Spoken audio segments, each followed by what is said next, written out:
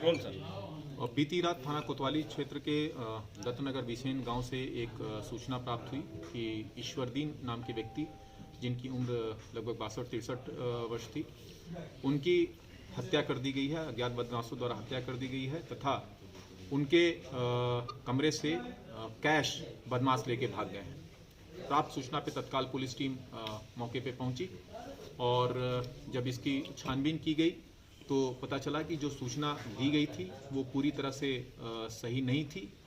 और पूरी जब छानबीन की गई तो पता चला कि मृतक को उनके ही पुत्र, जिनका नाम सुकई है, उसी ने कुल्हाड़ी से मारकर उसकी हत्या कर दी थी और हत्या करने के बाद कुल्हाड़ी को छुपा दिया था।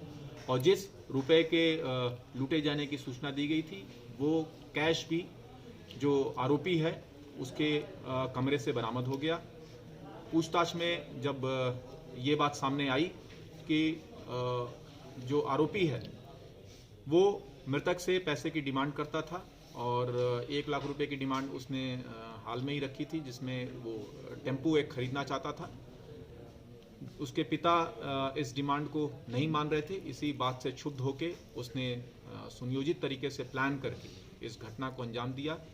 रात को बाकी लोगों के कमरे पे उसने कुंडी लगा दी और अपने पिता को कुल्हाड़ी से मार के उनकी हत्या कर दी और हत्या करने के बाद आला कत्ल कुल्हाड़ी को छुपा दिया और जो कैश है वो अपने कमरे में गद्दे के नीचे छुपा दिया। मुलजिम की निशानदेही पे आला कत्ल भी बरामद कर लिया गया है तथा अब उसे न्यायालय के समक्ष प्रस्तुत किया जा रहा है। क्या इसका कोई क्राइम ट्रैक भी है इसका? अभी तक इसका कोई प्रीवियस क्रिमिनल हिस्ट्री नहीं मिली है।